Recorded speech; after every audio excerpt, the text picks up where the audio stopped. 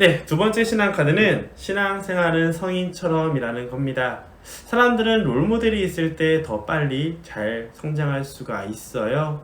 그러다 보니까 참 재밌는 게 그저 혼자 공부하려고 아둥바둥하면 나만의 공부법을 발견해서 나아갈 수 있지만 그 발견하기까지 오랜 시간 동안 헤매는 일이 생기겠죠.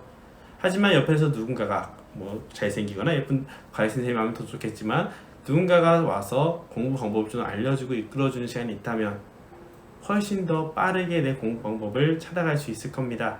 아무래도 노력하는 만큼 결실이 조금씩 보이면 더 신나서 더 열심히 하잖아요. 처음에는 누군가의 도움을 통해서 신앙생활이 더 결실을 빨리 얻게 되고 그 안에서 나한테 더 맞는 것을 발견한다면 꾸준히 신앙생활 하면서 자라날 수 있을 겁니다. 그래서 우리에게 되게 중요한 것은 가톨릭의 신앙의 유산 중에서 엄청난 유산이라고 생각하는 보화라고 생각하는 바로 성인들의 모습입니다. 가톨교회 2000년 동안 수많은 성인들이 있었고 그리고 성경 안에서도 아주 훌륭한 분들이 많았죠. 성경에 나오는 인물들 하나하나는 완벽하지는 않았습니다.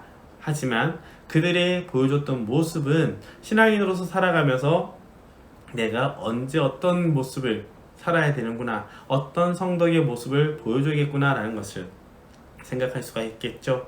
그래서 굉장히 흥미로운 신앙 카드를 발견을 해서 각색을 해서 만들어 본 것이 바로 신앙생활은 성인처럼입니다.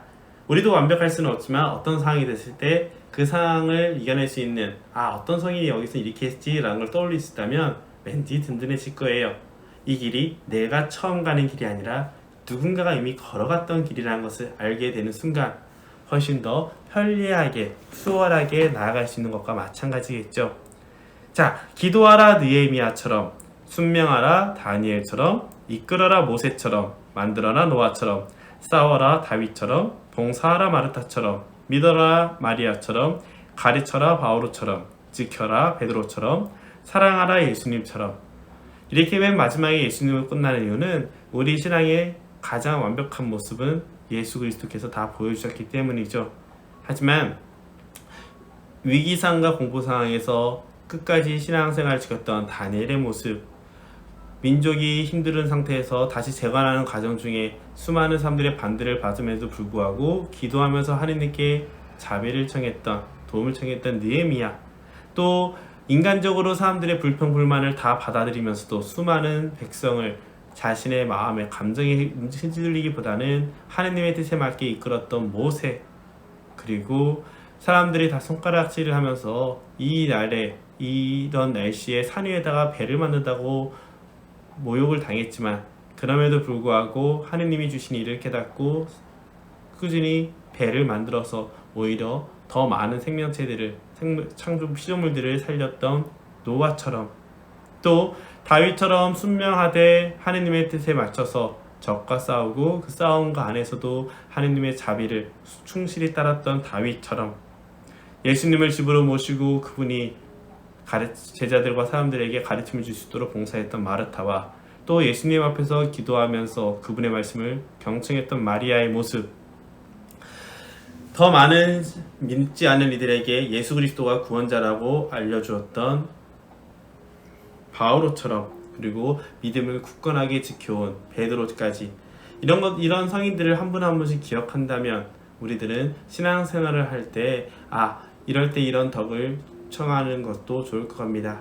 예를 들어서 내 믿음에 혼란이 오고 흔들림이 온다면 베드로 성인에게 도와달라고 청하실 거고, 내가 주일학교 교사거나 교사여서 학생들에게 교리를 가르치거나 혹은 대자녀에게 신앙생활을 알려줄 때는 바오로처럼 그들의 말에 그들의 수준에 맞춰서 이야기하는 것도 필요할 거고요.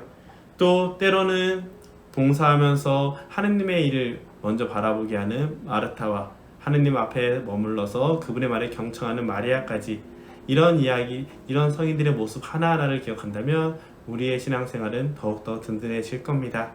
그래서 저는 개인적으로 그런 생각을 해요. 성인전들이 재미없기는 할 수도 있고 혹은 예전에 뭐 이런 기적적인 일들이 말이 돼? 라는 식으로 생각할 수도 있지만 집안에 성인전들을 조금 두는 게 어떨까 합니다. 특히 자녀를 두신 분들은 집안에 성인전, 바오로 출판사에서 아마 많이 나왔을 거예요.